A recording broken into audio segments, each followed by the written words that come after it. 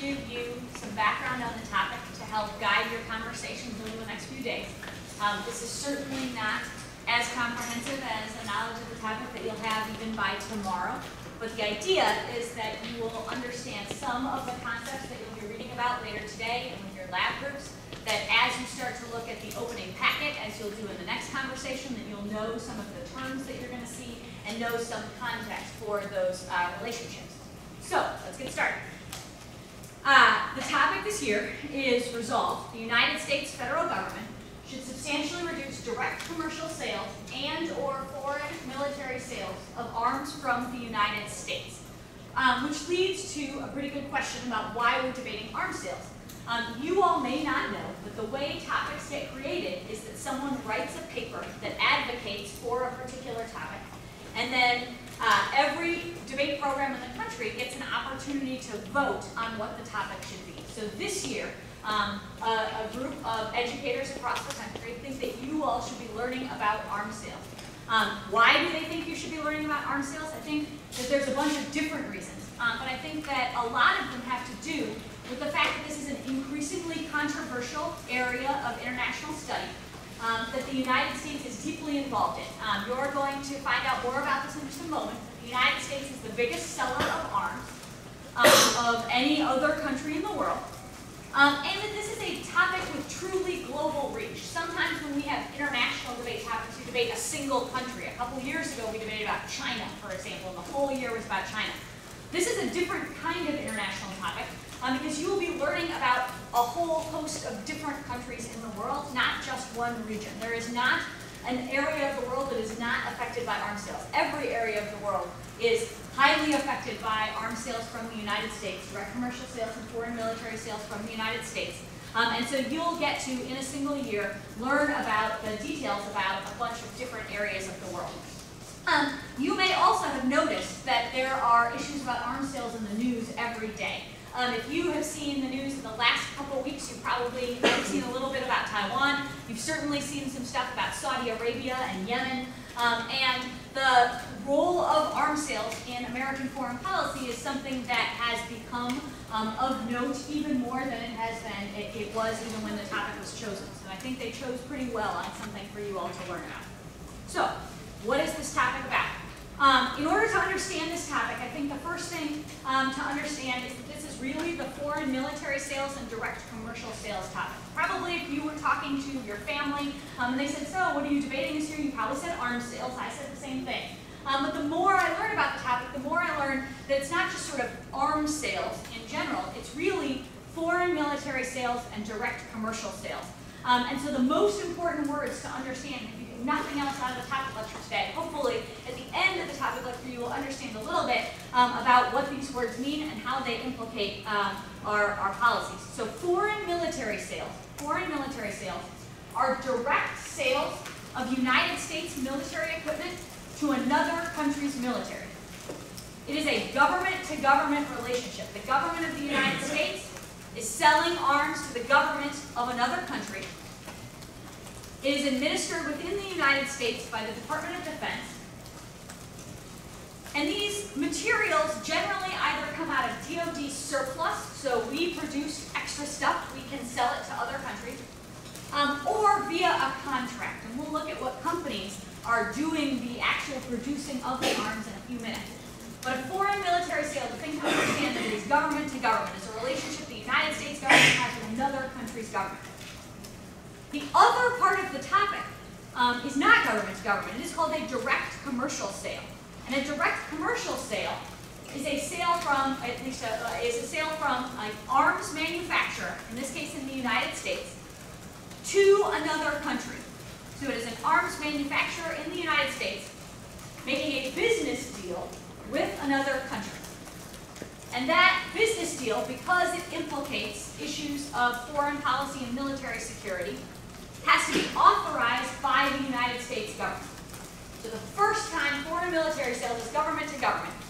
This one is company to government, or company potentially to a company in another country. But it has to be authorized by the United States government because these things need to be kept secure. And so that happens through an export license. We'll talk about that process in a minute. The word arms in the topic of arms is in the topic. Does that word really need to be in the topic? It's a little bit unclear. It might create a slightly smaller topic than just saying foreign military sales and direct commercial sales. That has to be those sales of arms. But for the most part, if you learn what foreign military sales are and you learn what direct commercial sales are, you sort of understand what the topic, what is happening in the topic. Arms in general are weapons systems. Okay, so we're talking for the most part about relatively large things. There are some small arms, but for the most part we're talking about weapons systems. By weapons systems I mean things like aircraft, armor and artillery, guidance and radar systems, missiles and warships. We're talking about the big pieces that make up a military. It might also include smaller weapons like small arms and ammunition for the things that I just listed. There are some definitions that say it does, there are some that say it does not. But it definitely includes things like aircraft, warships, missiles, etc. It's important to understand, too, what things aren't foreign military sales or direct commercial sales, what things we do with other militaries that don't fall into these categories, so you know what's not included in the topic. We do provide other forms of military assistance that are not FMS or DCS. So some countries, especially allies or our strategic partners, we do more than just sell arms. We do things like training and joint exercises. Post 9/11, we established a bunch of training programs, and sometimes those training programs go along with arms sales. We train a country's military and then sell them arms, but the training program itself is probably not part of the arms sale. We directly train other countries' militaries, especially in counterterrorism missions. That's something I didn't know until I started researching the topic, but we actually train other militaries, not even just militaries of countries like Iraq and Afghanistan that we directly establish some of their military systems, but other militaries as well. Other things that we do that aren't foreign military sales or direct commercial sales are things like in-air refueling. Until about February of this year, the United States would help out the military of Saudi Arabia by flying our refueling jets over and refueling, like adding fuel to, adding gas to their warplanes while they were in the air, okay? And only the United States has the ability to do that. And that is probably not an arms sale. It might go along with an arms sale, maybe we sell them the jets and then refuel them for them, but it's not the arms sale itself. Another thing the United States sometimes does is we locate bases in a country. So a lot of the countries that you'll be learning about this year, we have bases in. We have bases in Bahrain, we have bases in Qatar, we have bases in a bunch of different countries that are relevant to the topic. But those are probably not arms sales as well. So when you're reading about what the United States military does with other countries, it's important to understand that selling them things in either FMS or DCS is the topic. Other things we do with the United States or other militaries is probably not part of the topic. Maggie? Yeah? Would you include grants of aid and arms sales within the purview of the topic? So we do have a program where we give aid to countries for them to then buy arms from the United States. It's like if your parents gave you an allowance that you could then use to buy snacks back from your parents, okay?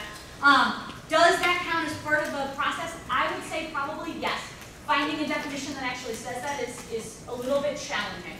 But those programs, that aid program is literally designed, it says like, we will give you aid to allow you to buy more arms from the United States. And so that may be part of the FMS and DCS process. Yeah, good question. All right, so in order to understand the scope of the issue we're talking about, it's important to sort of look at current global arms sales. So this is the trend in international transfers of major weapons from 1979 to 2018.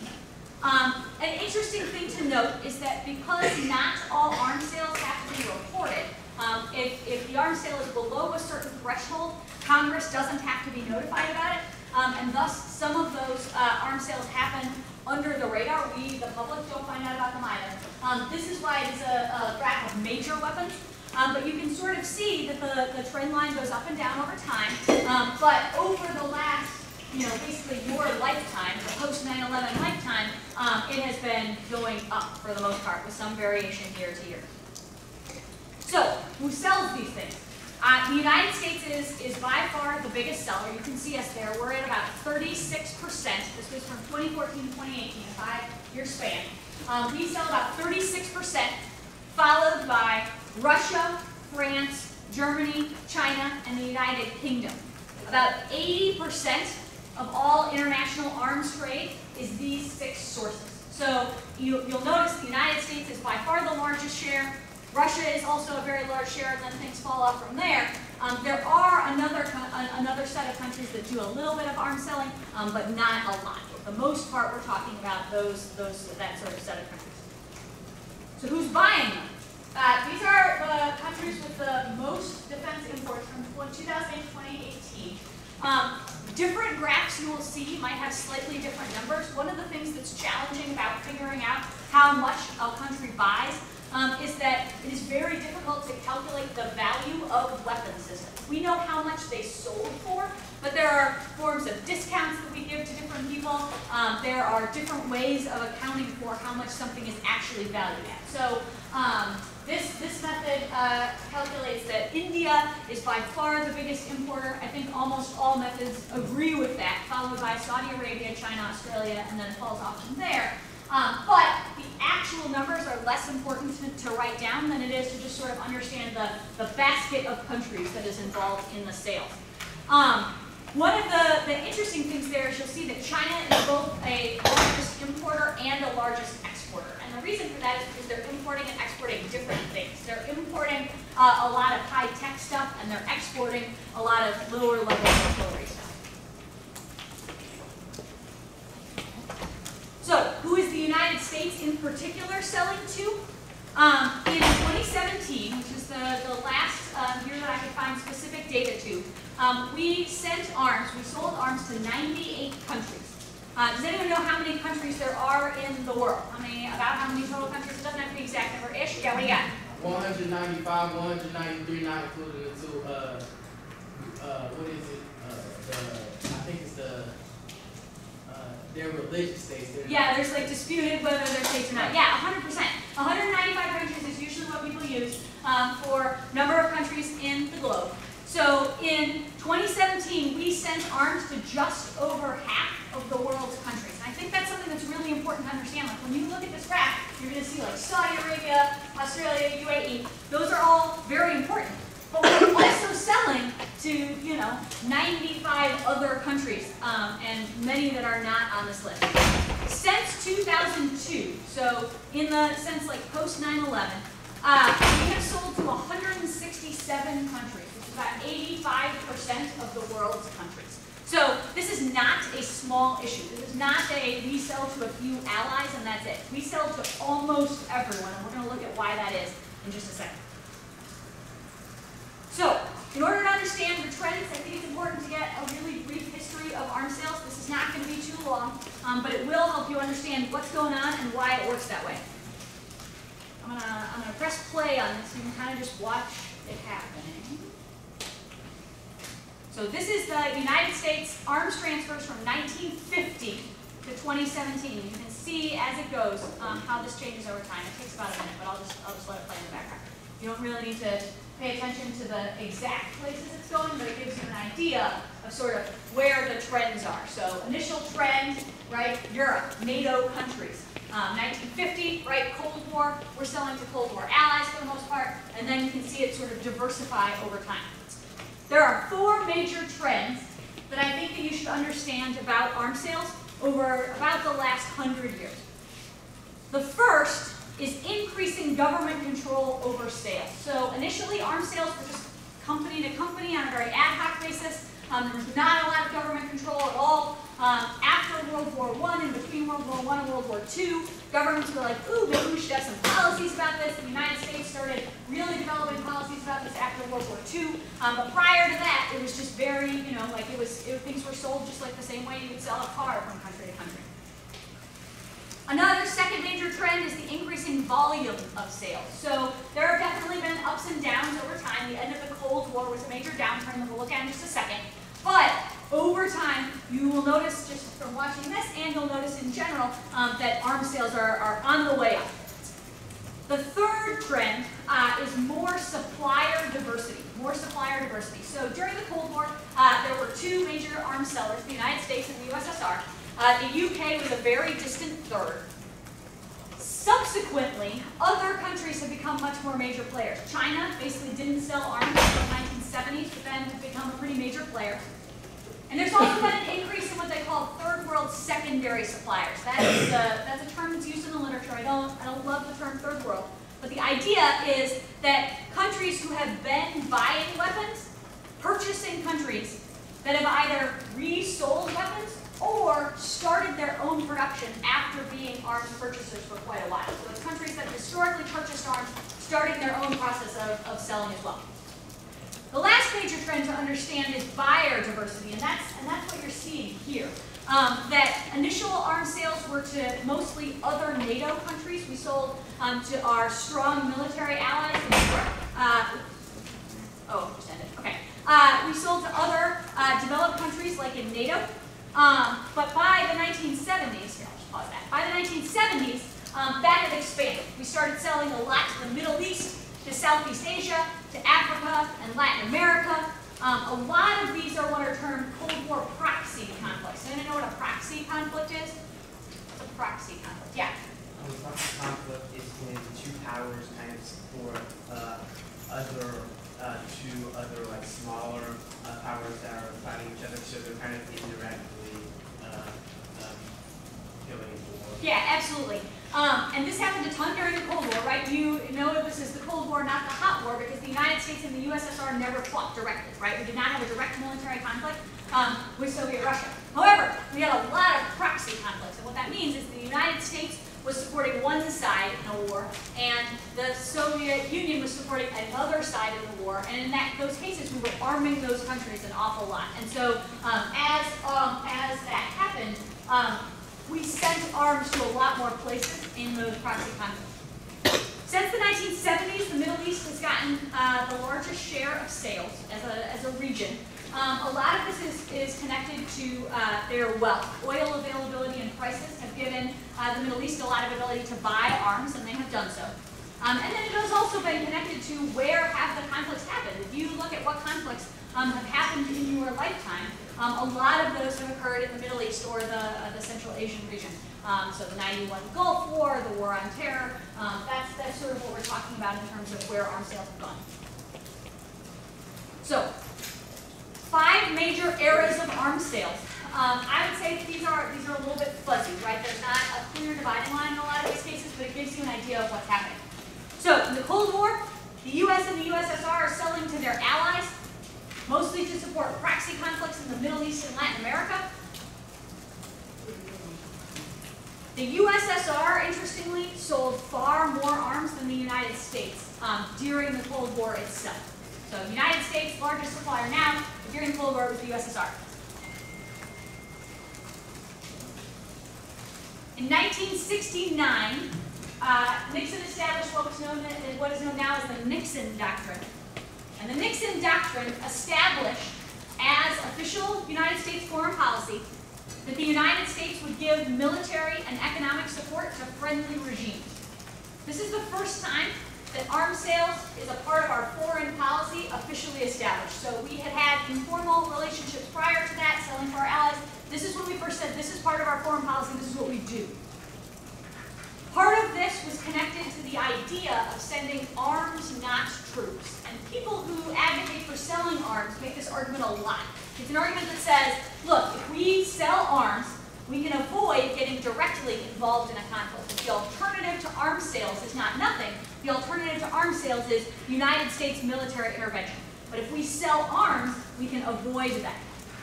It is disputable whether that argument is true, whether that has been effective over time, but that was part of our foreign policy established at the time. After the Cold War, there was a reduction in sales. So, end of the Cold War meant an end of these superpower proxy conflicts for the most part, which led to a reduction in sales. Another thing to know is that because armies had fought so much during the Cold War, they really didn't need more stuff for quite a while. One thing I didn't totally understand is that a lot of these weapons and weapons systems, well, they need maintenance. The weapons system itself lasts a really long time. So there are even some Cold War weapons that are still being used now. They might not work, they certainly don't work as well as modern weapons, but after the Cold War, a lot of countries did not need to buy more things for a while. They were all stocked up. After the Cold War, the United States became the dominant exporter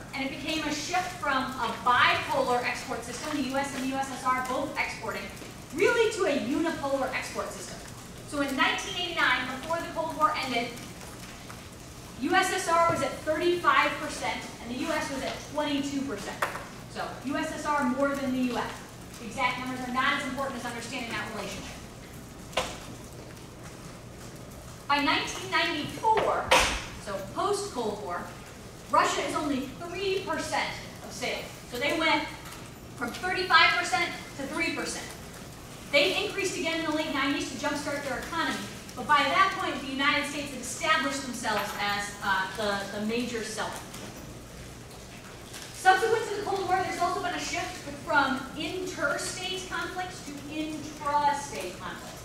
An interstate conflict, does anybody know what an interstate conflict is? I-N-T-E-R. Interstate, yeah. Yeah, conflict between states, right? And in this case, by states, we mean countries, right? We're not talking about like Virginia versus Massachusetts. We're talking about like Iraq versus Iran, right? So two countries fighting each other. After the Cold War, a lot of that shifted to intrastate conflicts, I-N-T-R-A state. And that means within a state. We're talking civil wars here.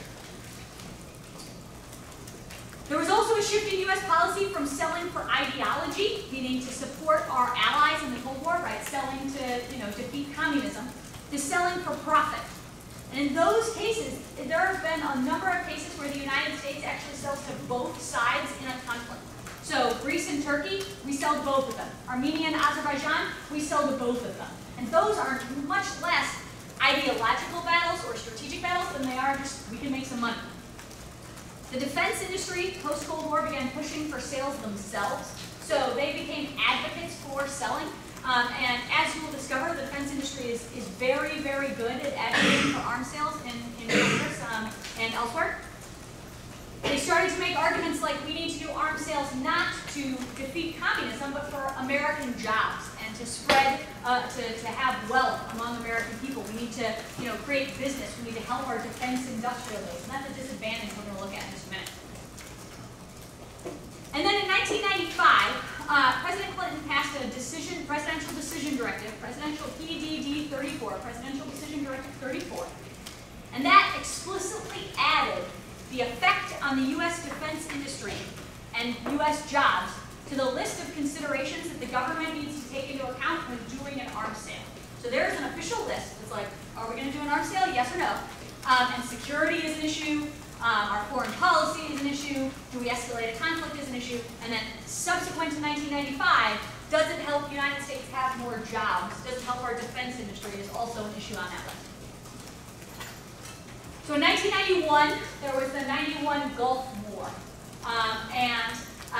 Iraq, led by Saddam Hussein, invaded Kuwait. An interesting thing that was discovered as a result of intervention in the Gulf War was that Hussein had for years been buying arms from a bunch of different sources. Okay? And so when the United States got there and intervened, they discovered very quickly that he had a lot more resources, weaponry resources, than anyone thought. And the international community did not realize that other people, so like the United States knew what we were selling to Iraq, and the UK knew what they were selling to Iraq, but there was no global mechanism for knowing how much in total a country is buying. And so he was covertly buying from multiple sources, and the world got a little bit surprised. So subsequent to the Gulf War, there were some brief global efforts to control the arms trade and to make it more transparent to prevent that issue again in the future. On the flip side, the 91 Gulf War also dramatically reinvigorated arms sales. So they went down at the end of the Cold War and then back up in 1991 for basically two reasons. The first is that other countries, especially in the Middle East, were worried about future Iraqi aggression. So they began buying arms to account for future Iraqi aggression. And the other side of that same coin, the United States wanted stronger allies in the Middle East in case of future conflict, so we wanted to sell to those countries. So there was both a buying and a selling motive for an increase post the 91 Gulf War. 9/11 happens, and there is a dramatic increase in U.S. exports. The two countries that got the most increase, the greatest percentage increase in U.S. exports post 9/11 were India and Pakistan. But a whole host of countries in that region got additional weapons. And the main focus was supplying our allies in the war on terror, in Afghanistan, in Iraq, and ensuring that those countries had the things that they needed in order to fight those conflicts.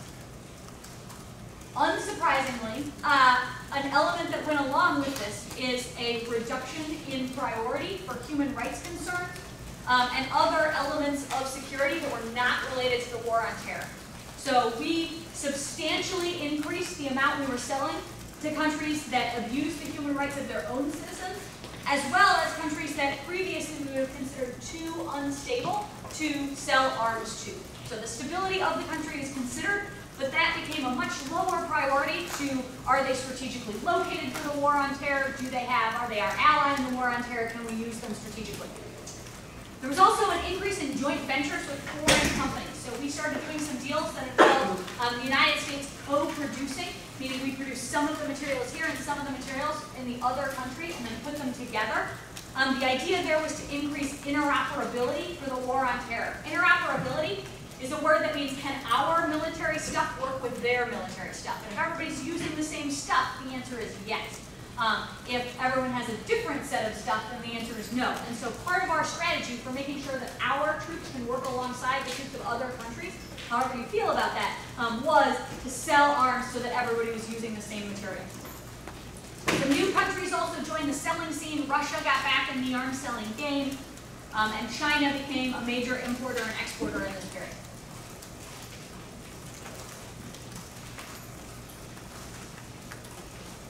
The final era that I want to talk about is the Trump administration. And I think the sort of thesis statement that you need to understand is that, well, the Trump administration has been a major break in previous policy in almost all other areas, or many other areas, like the environment, other areas of domestic human rights, etc. Trump has been mostly a continuation, but possible acceleration of the status quo in the area of arms sales. So Obama's arms sales policy and Trump's arms sales policy are somewhat different, but they are not orders of magnitude different, and they are certainly not entirely different. It's not a reversal by any means of what Obama was doing. So Trump is selling more arms than in previous administrations, although still the record #1 year in most arms sales was under the Obama administration. I would say that compared to his predecessors, he is even more focused on economics being the primary concern, rather than security or human rights considerations.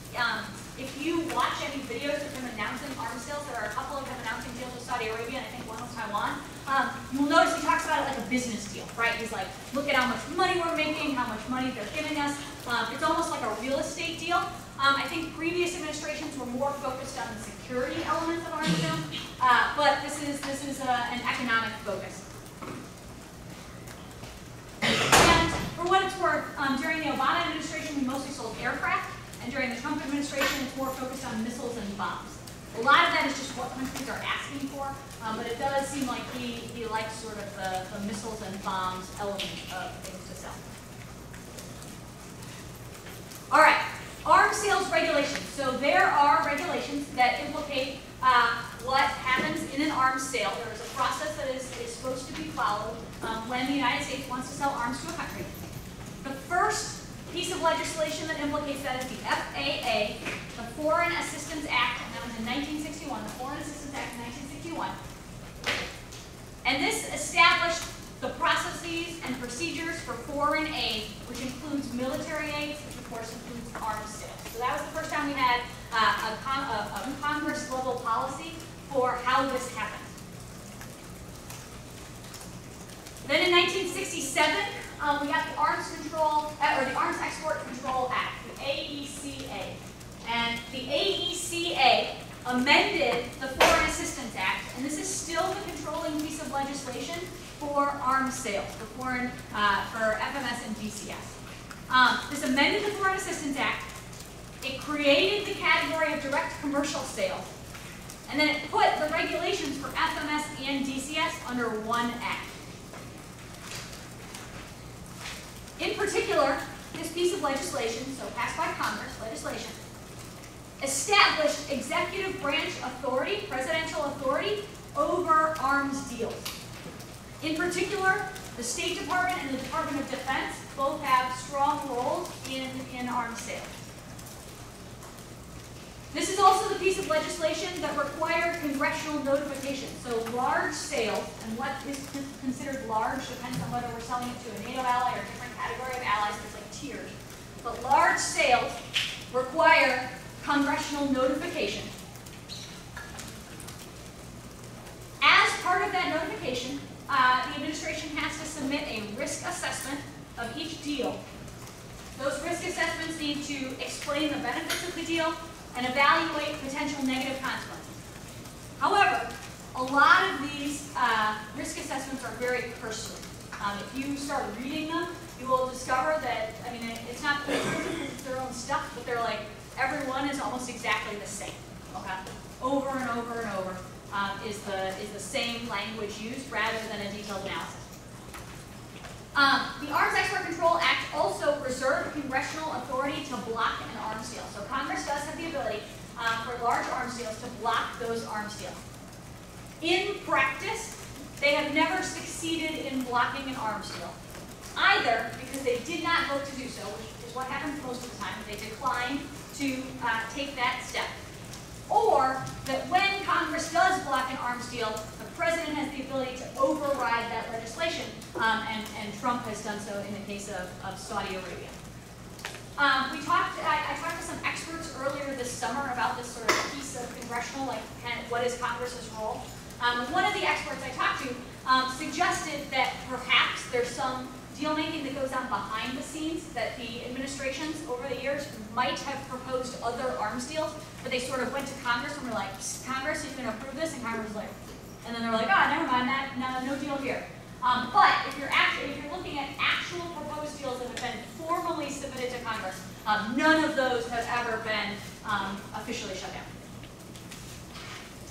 The final thing to look at is the International Traffic in Arms Regulations, ITAR, and that's from 1976, and that is implementing legislation for the AECA, which regulates U.S. transfers of defense items. So this is like the process for doing it.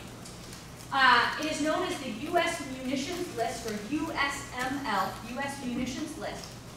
And that is a list that the State Department determines with DoD input, where it says things on this list cannot be exported by our companies without government permission, which is known as getting an export license. They need to get an export license from the State Department.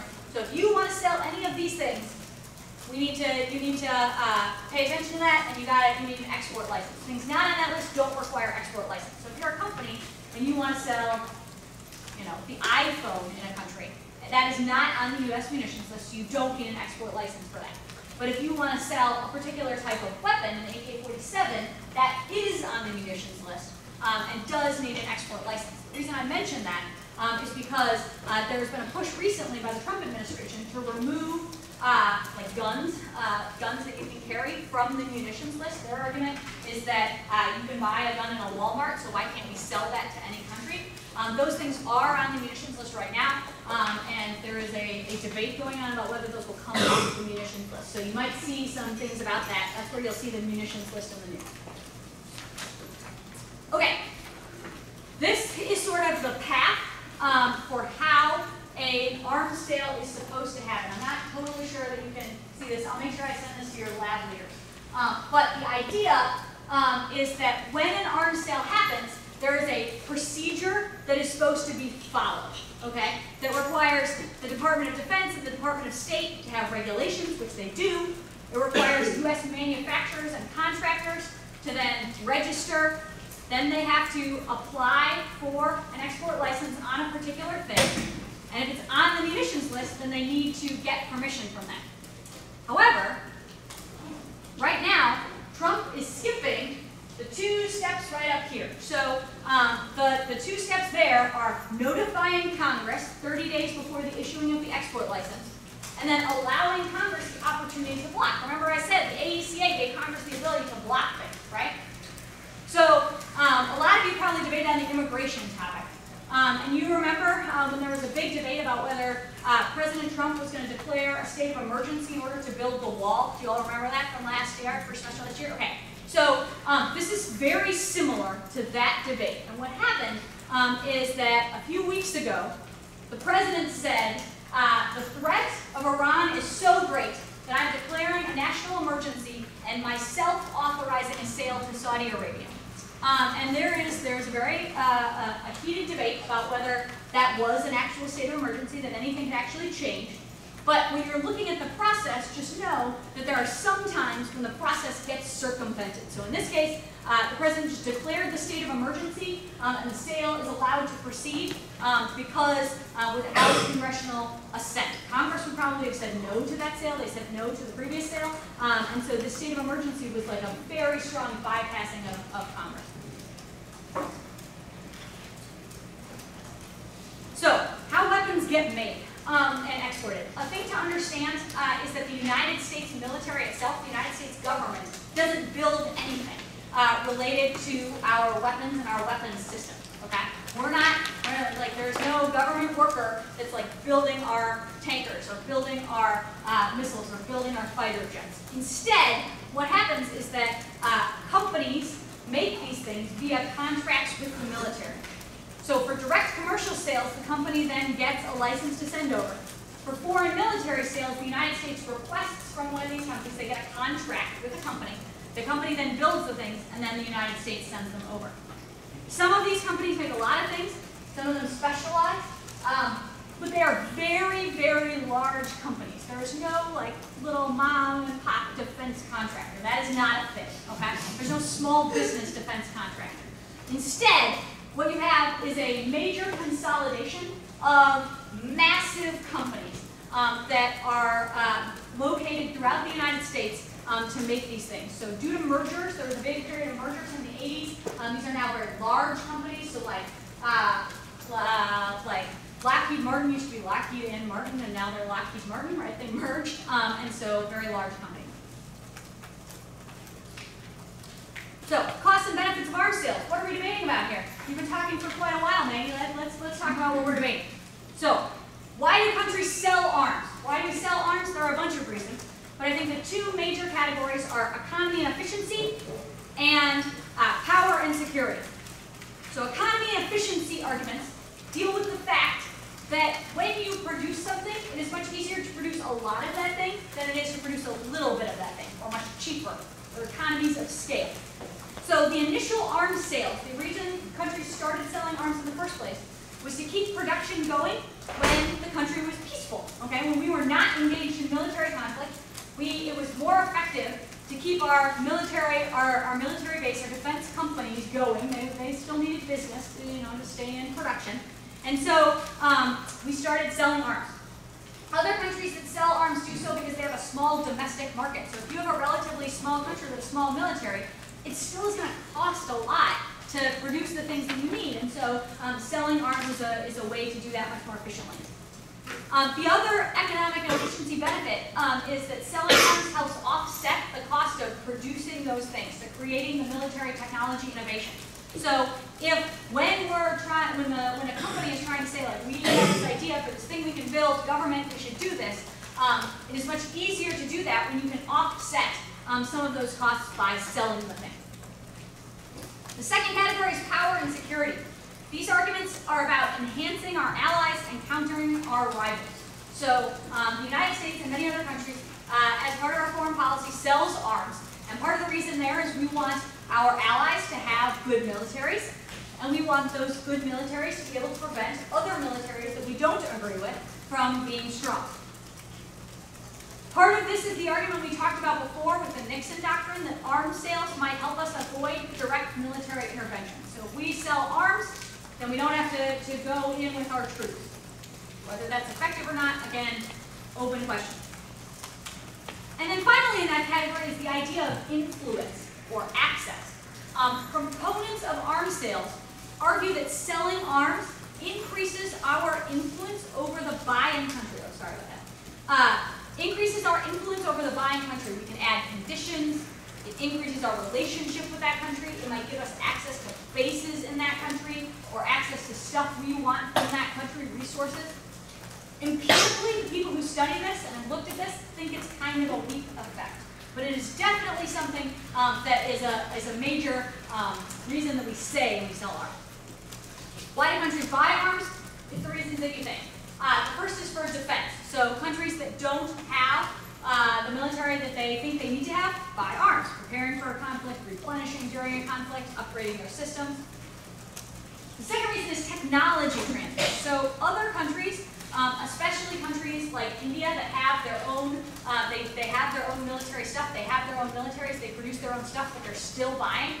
Buy because they would like to innovate faster, and you can innovate faster when you have a model, right? If you're trying to build something and you have a model of that thing, it gives you ability to innovate faster when you have those things. It also potentially creates non-military technology spin-offs, so you can use those military tech to produce non-military things.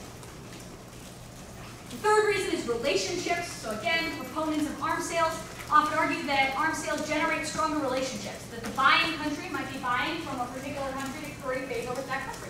Lots of countries that buy from the United States think it buys them some access to the US as well. And then finally, there's this term called offsets. Offsets. An offset is an incentive added to the deal where the arms manufacturer that is selling the arms agrees to undertake additional investment in the country that is buying the arms. So the company will say, if you buy from us, we'll sweeten the deal. We will do things like build infrastructure in your country, build roads, build a factory there. We'll do things like putting our manufacturing plants there and hiring your local workers. The idea is that you want to improve the deal and increase the chance that the country that wants to buy stuff buys from you rather than someone else. The United States definitely does less offsets than other countries that do these deals. I think for the most part, the United States thinks like, if you want our stuff, you want our stuff. And so we don't add a lot of offsets, but it is something that's really important to understand about why a deal gets done with a particular country. Interestingly, the World Trade Organization makes offsets illegal in all areas except military exchanges. So they say you can't do these kinds of deals. This is essentially like a payoff, right? Other word for that is bribe. But the WTO says illegal in all areas except military sales. It's okay there, which is an interesting element of international law. So, advantages of reducing arms sales. Before we go into the details, the general note I will say here is that while there are some universal themes about advantages of reducing arms sales, so advantages people are going to read on this topic, a lot of them are country specific.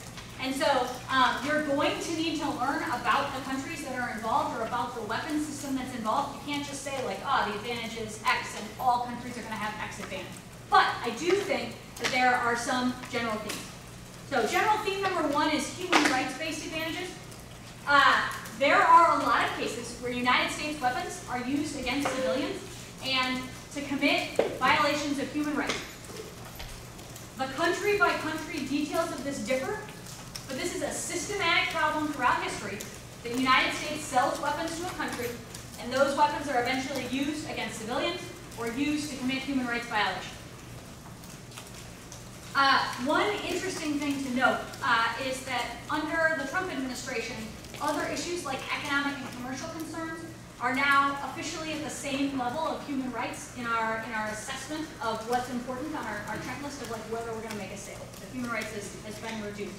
So there's an argument to the affirmative, a strong affirmative advantage that is based on human rights considerations.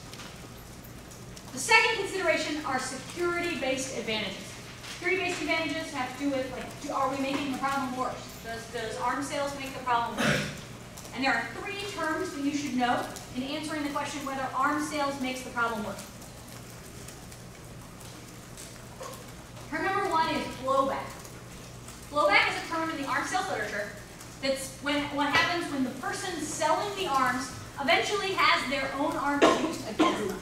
Okay? So it's literally like it comes from like something blowing back on you, like the wind comes back toward you, the wind changes, and now the rain is coming back toward you. So there are sort of three categories where that happens. Someone that is previously our ally becomes an adversary, or someone who we sold to only for economic reasons, we didn't think that they were very important militarily, we didn't have security concerns about them, become an adversary. Or or something else happens where they are sold or stolen. But there are a lot of circumstances, like when the United States is fighting in Afghanistan during the war in Afghanistan, the Taliban had United States weapons because we armed them 20 years before. Okay, so like we are fighting, and the United States military is like in Afghanistan, and the weapons on our side are United States weapons, and the weapons on their side are also United States weapons. And that wasn't like an accident. They didn't steal them. They got them because we armed them in the previous iteration of conflict in Afghanistan. And so that is what's known as blowback. A second way that arms sales can have security-based advantages, reducing arms sales can have security-based advantages, is called entanglement. So entanglement is the idea that rather than discouraging conflict, which relies on a theory of deterrence, right? More arms means less likely to fight because more dangerous. Arms sales might instead encourage conflict. So entanglement says arms sales might not reduce conflict, they might encourage it. There's a couple reasons. Number one is that the people who write about entanglement say that instead of decreasing the likelihood of U.S. military intervention, remember one of the arguments for doing arms sales is we sell arms so we don't have to send troops. There are a lot of researchers who say that's not how it works. Actually, the United States selling arms is sort of a slippery slope to U.S. intervention. We start by selling arms, and then, a few years later, we send troops. So instead of it being a prevention for sending troops, it is just the first step in that process. A second element of entanglement is that selling arms can exacerbate existing disputes. So that's known as an arms race, right? We sell arms to one country. Their adversaries are like, ruh-roh, this country has more arms. What are we going to do? Well, we have to buy arms, maybe from the United States, maybe from someone else. Remember, we sometimes arm both sides of a conflict. And all of a sudden, now there's an arms race. Sometimes the United States isn't too opposed to that, right? Because then they're just still buying more and more. Like an arms race is like a race to get more stuff from us.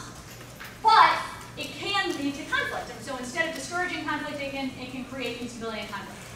And then the third way entanglement happens is that an arms sale can embolden coups in the country. It can embolden other people in that country to start thinking, ooh, maybe there's something here, and maybe we would like to be in charge instead of the people who are currently in charge. So either because they want the weapons, or because they think they now have United States backing for that coup. So it can encourage internal instability as well as external instability. The last term to know here is a term called dispersion. Dispersion is the idea that maybe we sold to one country, but it's not like there's like a fence around the country and the arms don't work outside of that fence, right? Instead, arms we sell to one group can very easily, and often do, end up in other places. Whether that's from loss, right? The amount of stuff that just gets lost in a war is static, okay? It gets lost. We couldn't keep track of it. Whether by theft, or whether by a new government taking over, the stuff we sell initially to one group doesn't always stay with that group, and that process is called dispersion. Disadvantages to reducing arms sales. So what disadvantages are we going to be reading at the top? What are we debating about here? I broke the disadvantages down into 3 categories: economic and political disadvantages, security-based disadvantages, and then supplier, shift, or market share disadvantages, which could maybe be a security disadvantage, but is worth talking about separately. So, economics and political disadvantages. The first disadvantage we'll talk about under this category is the defense industrial-based disadvantage. Defense industrial-based disadvantage. This argument says that the United States defense industry depends on lots of arms sales.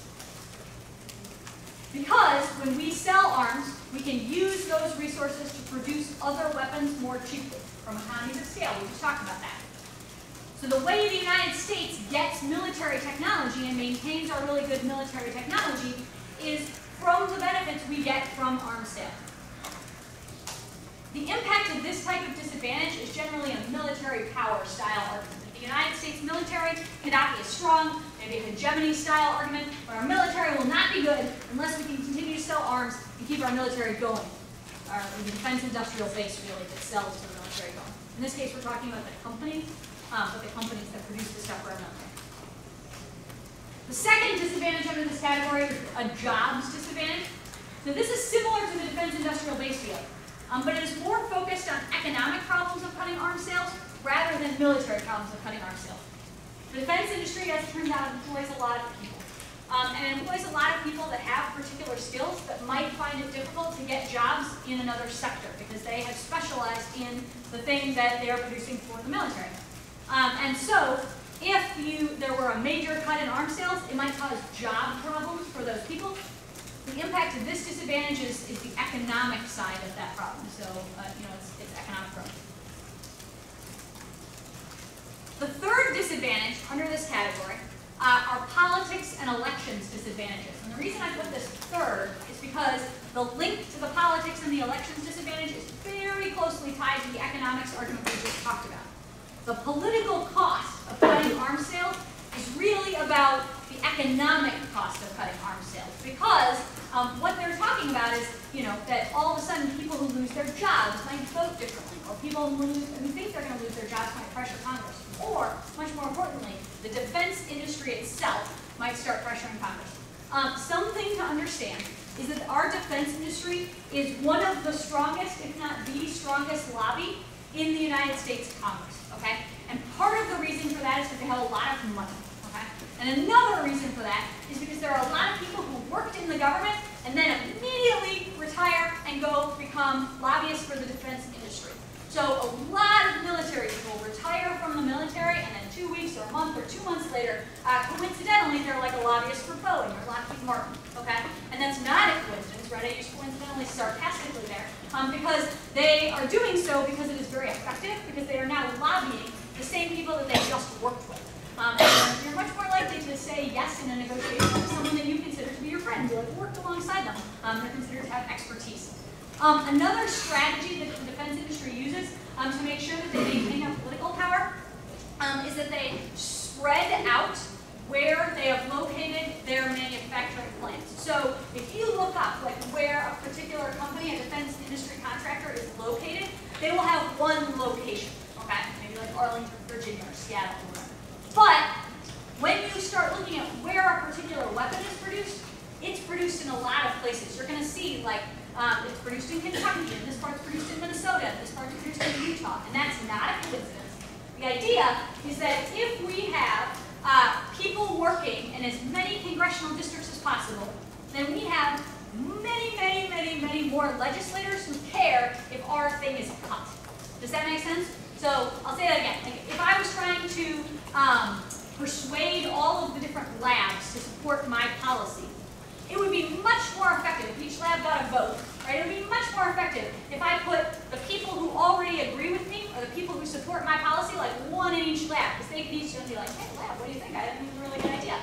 Whereas if I located them all in Dr. Galloway's lab, then I know I get Dr. Galloway's lab vote, but I don't necessarily get the rest of the votes. And that's what the defense industry does. They locate their manufacturing plants in as many congressional districts as possible to get as many legislators as possible on their side. For the most part, it works. Interestingly, this is a place where the public and our legislators are not very well aligned. For the most part, the public does not really support arms sales that much. You can get them to do it by talking about jobs, and that's mostly the way that legislators talk about arms sales when they're talking about them and trying to convince the public about it. But if you just survey the American public about arms sales, they are not super pro arms sales. It seems risky. It's like, why are we selling our stuff to other people? I'm concerned about that. If you ask your members of your family, just how do you feel about arms sales? A lot of them are going to be like, ooh, seems like a pretty big risk. I don't know. But if you look at support in Congress, this is a place where Democrats and Republicans are not always on opposite sides of the aisle. But there are lots of people who support arms sales that don't support other forms of military intervention because they are persuaded by the argument that an arms sale prevents other kinds of military intervention. If you're persuaded by that argument, a lot of people think that anti-war policy is to sell arms. Again, whether that's true or not, not so sure. But that's the argument that a lot of legislators find persuasive. An interesting thing that has happened recently is Congress has sort of started getting a little antsy. The thing I talked about before, where Trump had to do the emergency sale to Saudi Arabia to bypass Congress, the reason he had to do that is because Congress was going to say no. And Trump was going to override that veto, right? Or he was going to veto, apologies. And Congress was not going to be able to override that veto. They did not have it strong enough to override. But he thought the veto was going to make it look bad. And so he did the bypass route. The declaration of emergency route. But while Congress has been mostly pro-arms sales in the past, some of the recent sales have made them more nervous, and they're getting more active. So that'll be something to keep reading about as the topic goes on.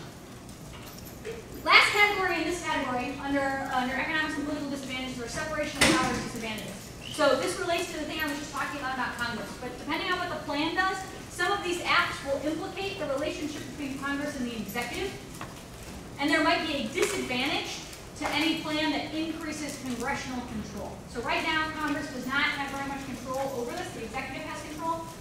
If the plan gives Congress more control, which some of these proposals do, exercise more congressional control, that there would be a disadvantage to that based on executive power being good. So an executive power good separation of powers disadvantage says that the executive should be in control. Congress should not be in control.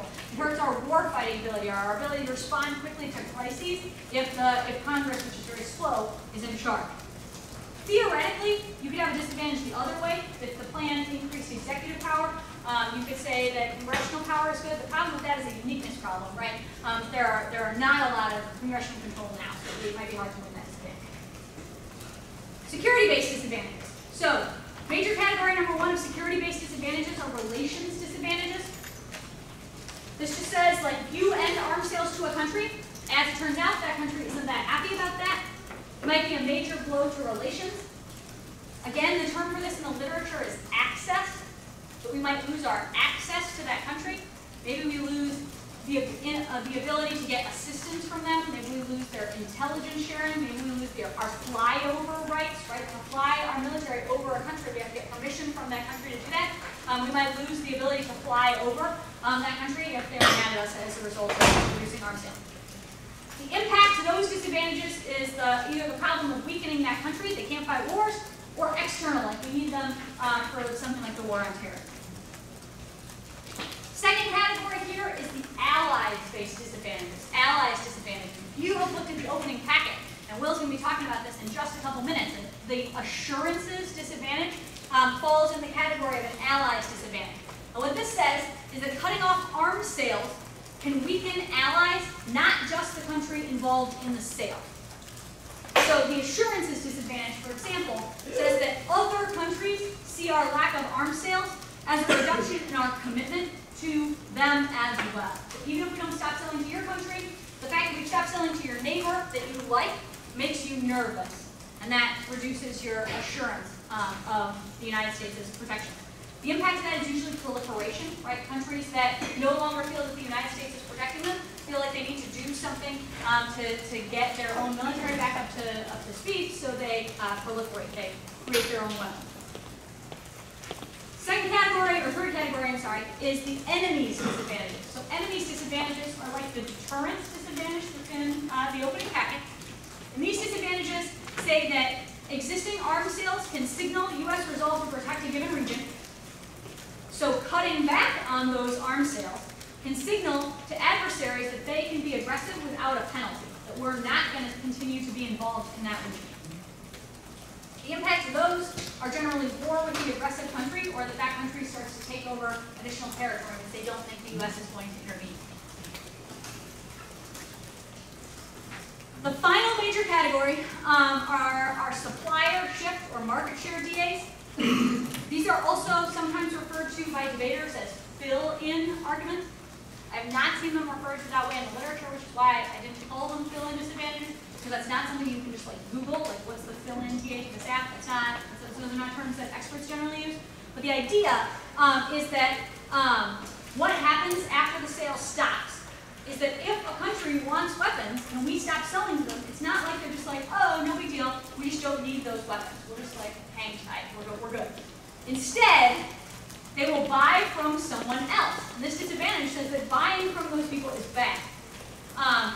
Generally, the impacts are about Russia or China, maybe about Europe if it's a competitiveness argument, but generally we're saying it's better for them to buy here than it is for them to buy from someone else. This argument potentially turns the case, because those countries might not care as much about the things the act cares about, like human rights. And it probably also takes out U.S. leverage, right? Now the United States, they're still getting the same stuff. They're not getting it from the U.S., so maybe the U.S. doesn't have leverage. However, a lot of times these disadvantages are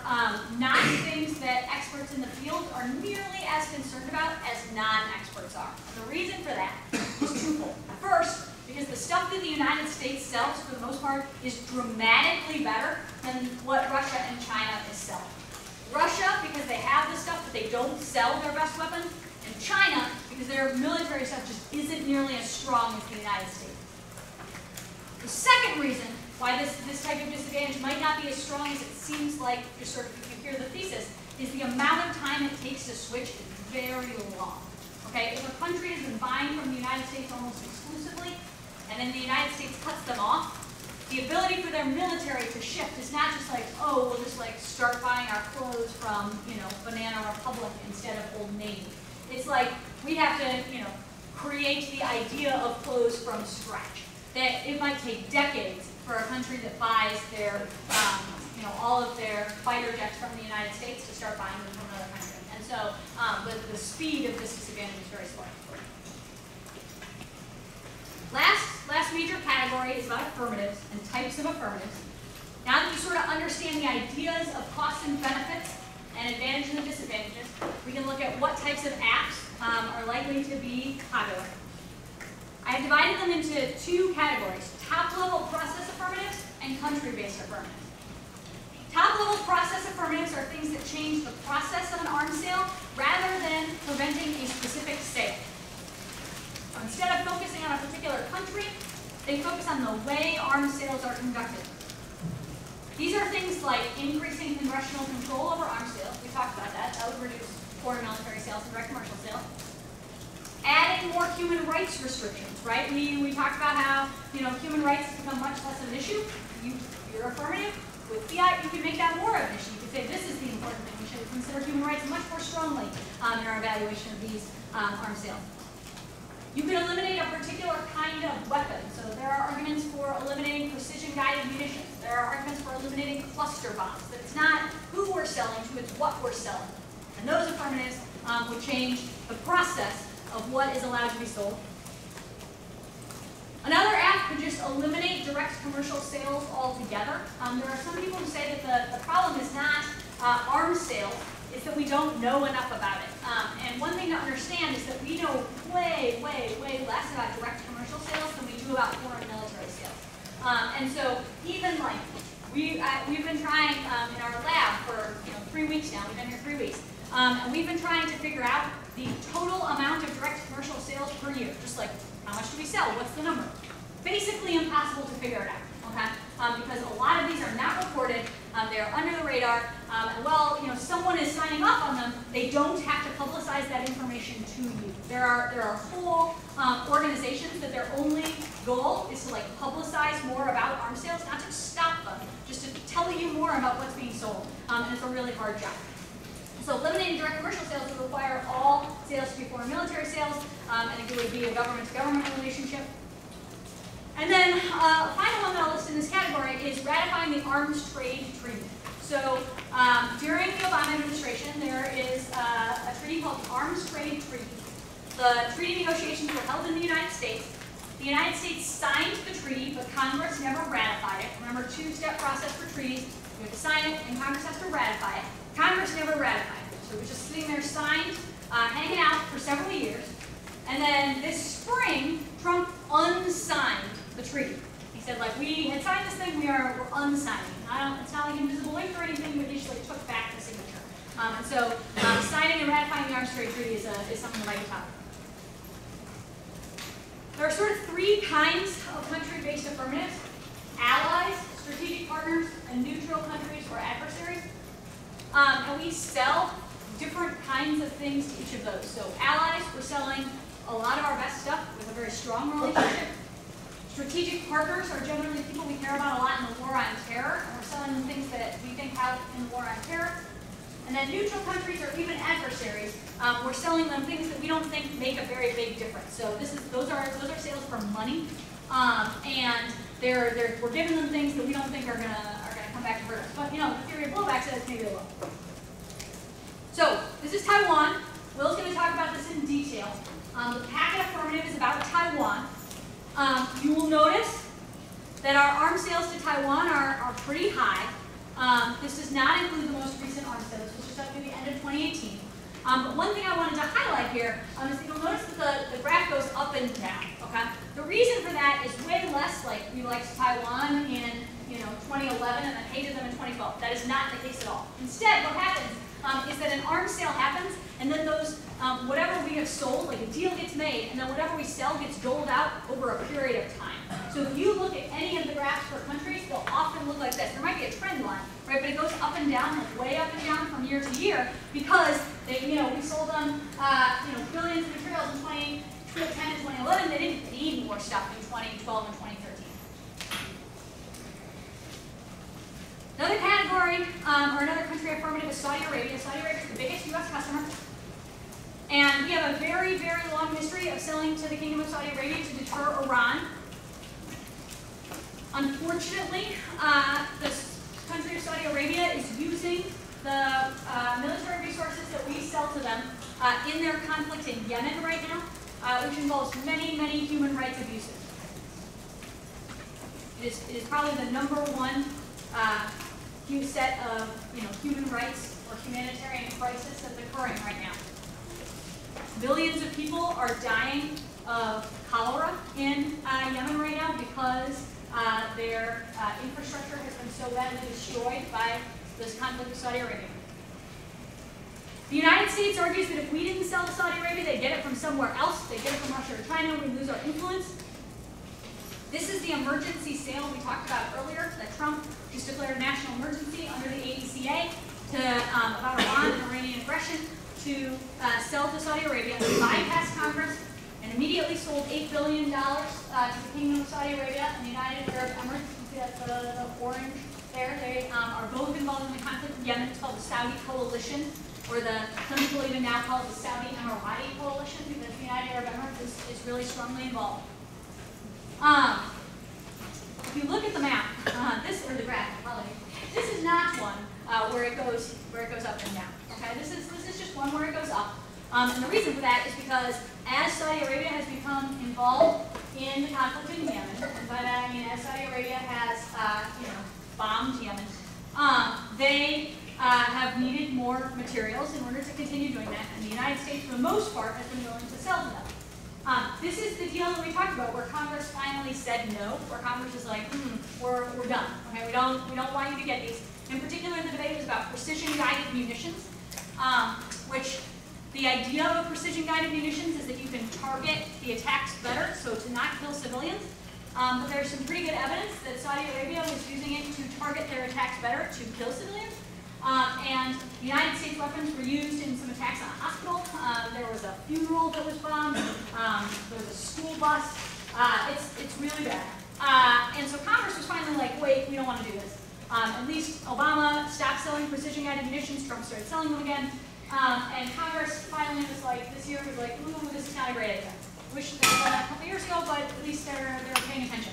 Problematically, though, Trump can override. Like Congress can pass things, and then Trump can veto things.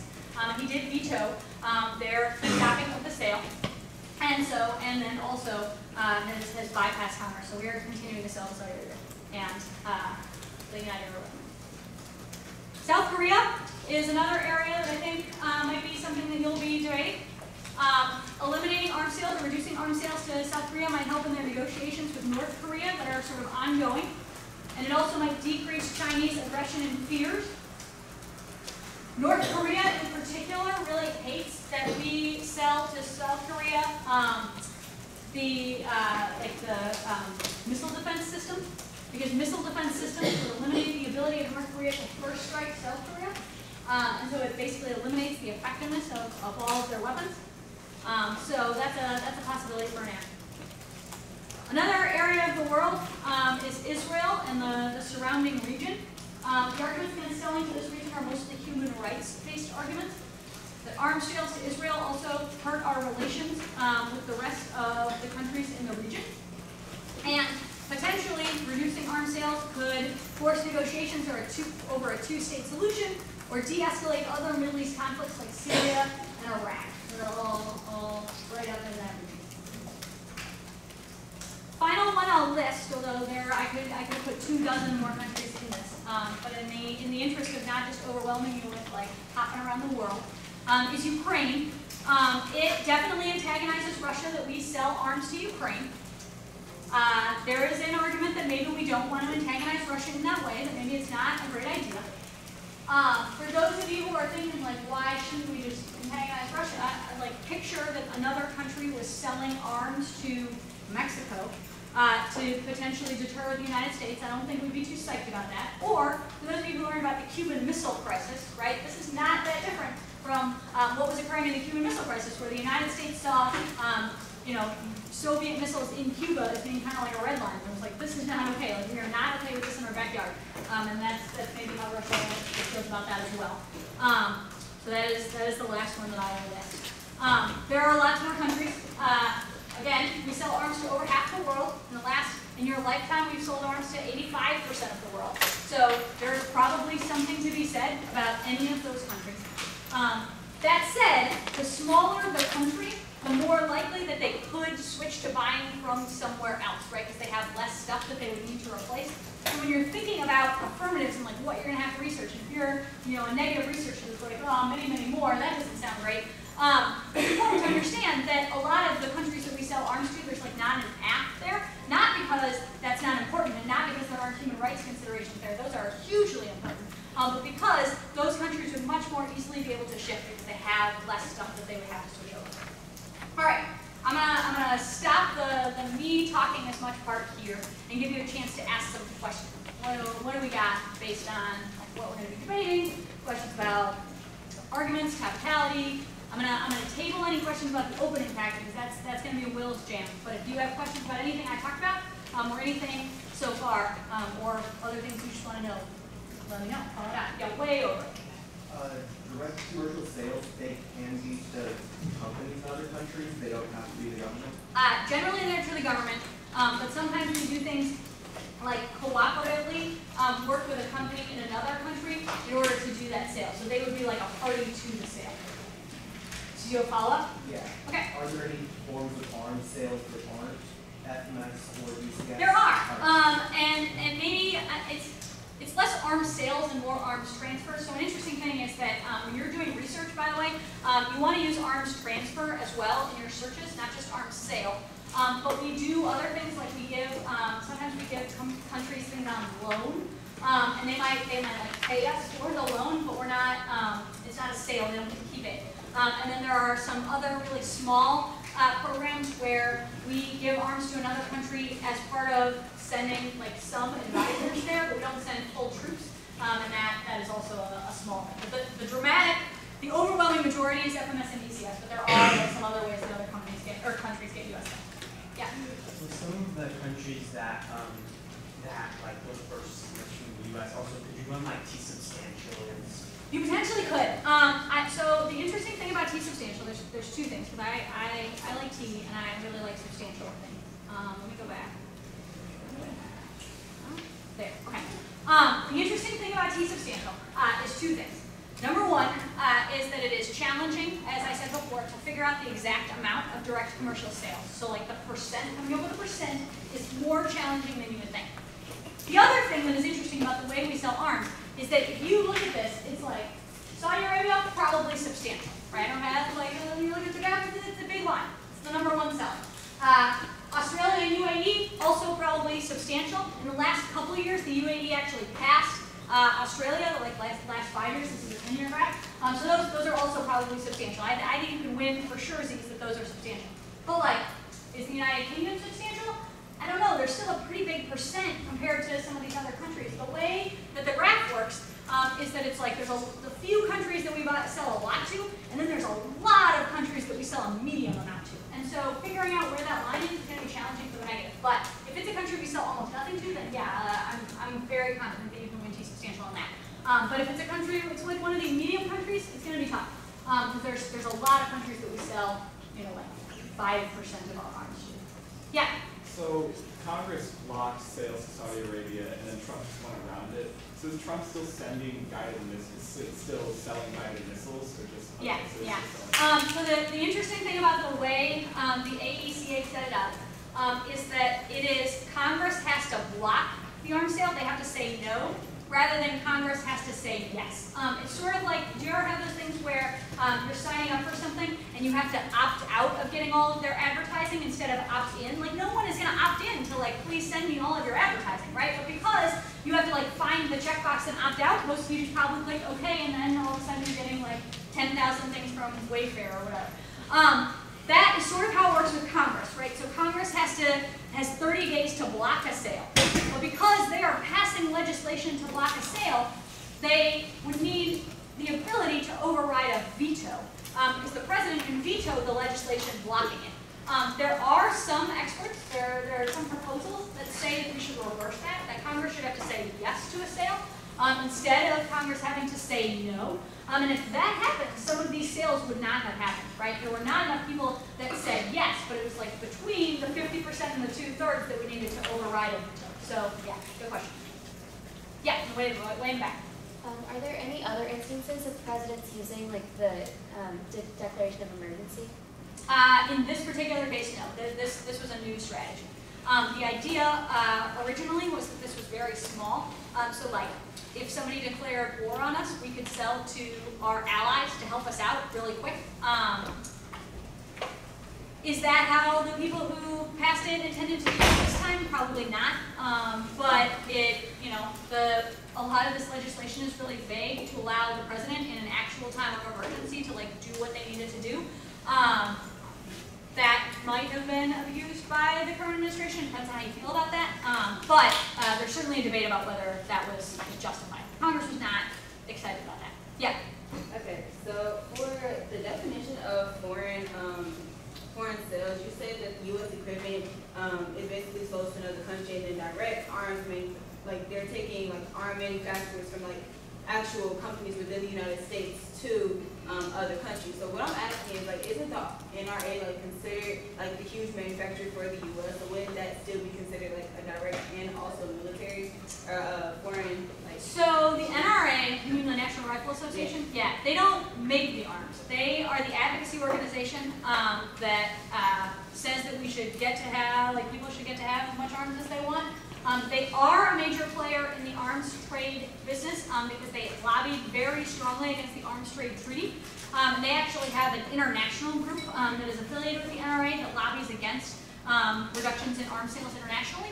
But they are not a producer of the weapons. So, if someone goes and buys a weapon, which they might have the right to do because of lobbying efforts of the NRA, they're not actually buying it from the NRA. They're buying it from whoever manufactures. Does that answer your question? Okay. Yeah. Was there ever a time in U.S. history where we sold too many weapons to another country and then we ourselves used them in combat and we haven't or needed it? I don't feel like I can come up with a great example where it was like literally we just didn't have enough. In general, the ability of our arms manufacturers to produce a lot of stuff is quite high, and certainly, whatever the United States military requests, those requests come first. It's not like you would like sell and then be like, oopsie daisy, we didn't have enough for our military. So I think it's less that we like literally wouldn't have enough, and more that we accidentally, or maybe accidentally on purpose, gave another country more than we sort of intended to, and then their military was stronger than we would like it to be. Like the example we gave about the Taliban earlier. Like I would imagine, like 2004 to 2012, we might prefer that we hadn't sold as much good stuff to them as we did in the 80s. So that's a circumstance. But I don't think I can think of an example where we just like didn't have enough for our military. Good question. Other questions? Okay, I am available. I work here, so just feel free to just find me anytime. I'm also available by email. You do not need to know how to spell my name. My email is debate@woodward.edu, WOODWARD, debate@woodward.edu. If you have any questions, I'd be happy to answer them or direct them to your lab leaders as needed. If you're like watching this online, you can also feel free to email me. That's fine. And if I can't answer the question, I can find someone who will. We're gonna stop here. So Riley, you're good to stop.